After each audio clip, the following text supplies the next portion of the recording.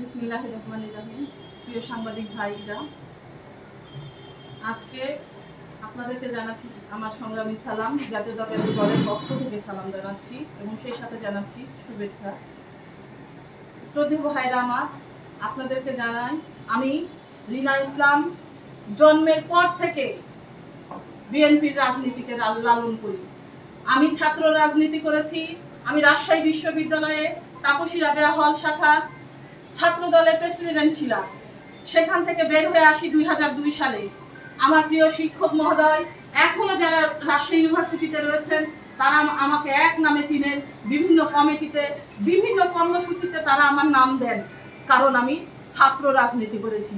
সেই সময়ে তৎকালীন শিক্ষামন্ত্রী ওসমান সাহেব যখন রাজশাহী বিশ্ববিদ্যালয়ে আসেন, আমার মাথায় হাত রেখে বলেছিলেন আমাদের দ্বিতীয় খালেদা জিয়া। আমি খালেদা জিয়া হতে চাই না। আমি খালেদা জিয়ার অনুসারী। খালেদা জিয়া আমার মাতৃ সমতুল্য।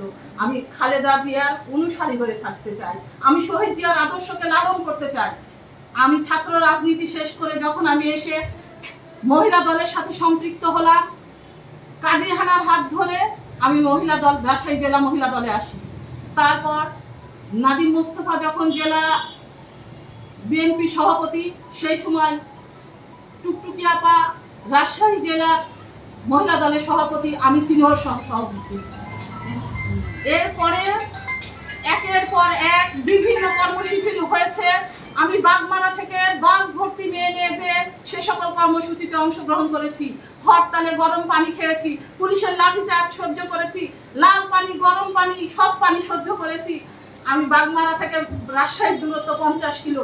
জীবনের তো আক্কা করিনি, জীবনের মায়া করিনি, সংসারের মায়া করিনি, সন্তানের মায়া করিনি, স্বামীর মায়া করিনি। আমি চলে গেছি বিএনপি বিভিন্ন রকম কর্মসূচিতে। আজকে যখন বিএনপি সুদিন আসছে, বিএনপি গণতান্ত্রিক দল, আমি বিশ্বাস করি বিএনপি যে কমিটি দিবে সেটা গণতান্ত্রিক ভাবেই দিবে। আমি ঘুম থেকে আমি মুসলমান ঘরের মেয়ে, ফজরের নামাজ পড়ে কোরআন শরীফ পড়ে যখন আমি আমার সাংসারিক কাজে ব্যস্ত, আমার কাছে বিভিন্ন ইউনিয়ন থেকে ফোন আসে, আপা আজকে নাকি মহিলা দলের কমিটি হচ্ছে। তখন আমি বলছি না তো, এমন হওয়ার কথা না। মহিলা দলের কমিটি হলে তো আমি জানবো, কেননা ইতিপূর্বে আমি যতবারই মহিলা দলের কমিটির ডেট করেছি, মিতালি বর্তমানের যে জেলা মহিলা দলের প্রেসিডেন্ট, উনি বলেন রাত্রে ফোন দিয়ে, প্রোগ্রাম হওয়ার আগের দিন রাত্রে ফোন দিয়ে বলবে আপা টেকনিক্যাল কারণে প্রোগ্রামটা স্থগিত করা হলো। জানি না তার এত টেকনিক্যাল কি সমস্যা। তবে আমি রিনা ইসলাম বিএনপির জন্য, বিএনপির আদর্শকে লালন করার জন্য এই 17 বছর আমার ভাইয়েরা আমরা যে বাসায় ছিল সেই বাসা পর্যন্ত ভাঙা হয়েছে। আপনারা নিজেরাও জানেন, ছুটে আসছি মামুন ভাইয়ের কাছে, ছুটে আসছি আপনাদের সাংবাদিকদের কাছে, কিন্তু আপনারা সেই সময় কোনো একটি কথা বলতে পারেননি ফ্যাসিস্টদের অত্যাচারে। কেননা তখন তো সংবাদপত্রের স্বাধীনতা ছিল না, সাংবাদিকদের মুখের স্বাধীনতা ছিল না। তাহলে কেন আজকে 5ই আগস্টের পর যে অপশক্তি আসছে, 5ই আগস্টের পর যারা উদ্ভব হয়েছে তারা কমিটিতে আসবে? তারা আসুক, আমাকে না দেখুক, আমাকে না মানুক, আমাকে কমিটিতে না নিক, কিন্তু আমার জনপ্রিয়তা আছে কিনা তা যাচাই করার জন্য নির্দিষ্ট সময়ে কর্মী সভা দেওয়ার আপাতত 2 দিন আগে তো আমাকে জানাতে পারতো। কিন্তু তারা আমাকে অদ্যাবধি আজকে এখনো যে সংবাদ সম্মেলনে আপনাদের কাছে আসছি তখন আমাকে জানানো হয়নি। আমার অন্যায় কি?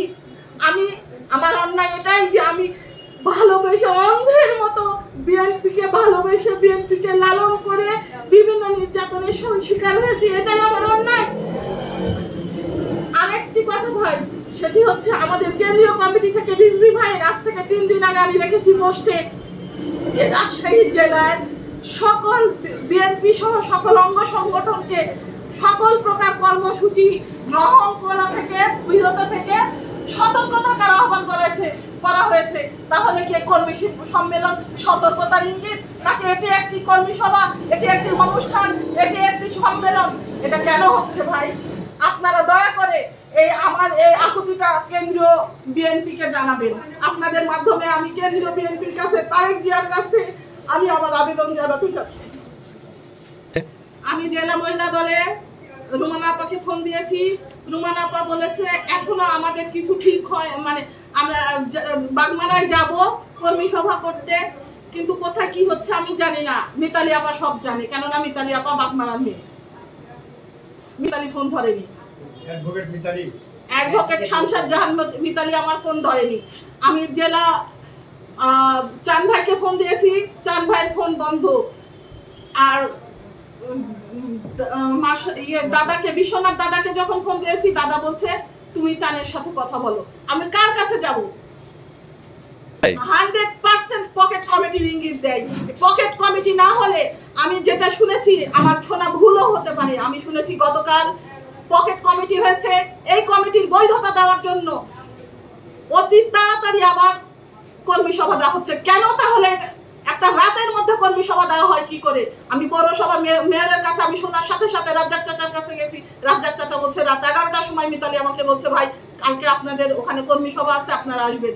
জিয়া ভাইকে বলেছি, জিয়া ভাইও আমাকে একই কথা বলেছে। আমি কি বলবো, বল আমার করার কিছু নাই, মিতালি আমাকে বলেছে। তাহলে আমি বাগমারা উপজেলার এক্স সভাপতি মহিলা দলের, আমি বর্তমানে জেলা মহিলা দলের সহ সভাপতি, কেন আমার থানায় কমিটি হবে, আমার থানায় কর্মী সভা হবে আমি জানবো না? এটা কিসের ইঙ্গিত বহন করে? এটা পকেট কমিটির অবস্থা, পকেট কমিটি দেওয়ারই ইঙ্গিত করা হচ্ছে। আমার দাবি, বিএনপি গণতান্ত্রিক দল, আমরা গণতন্ত্রে বিশ্বাস করি।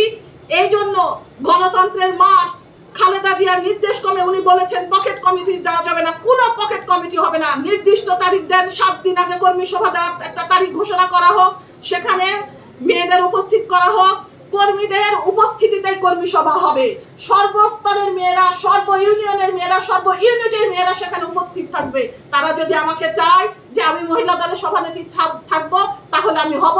যদি না চায় আমার কোনো আপত্তি নাই, আমি আমার কোনো আপত্তি থাকবে না তখন।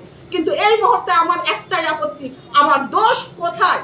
আমাকে না জানিয়ে এভাবে হঠাৎ করে 2 ঘন্টার মধ্যে কমিটির জন্য, কর্মী সভা দেওয়ার জন্য আমাকে ভোরে শোনা লাগতেছে যে আপনি বাগমারা উপজেলা হচ্ছে আপা আমাকে দাওয়াত দিয়েছে। আপনি কি জানেন? একজন মহিলা আমাকে ফোন দিচ্ছে সকাল 7টায়।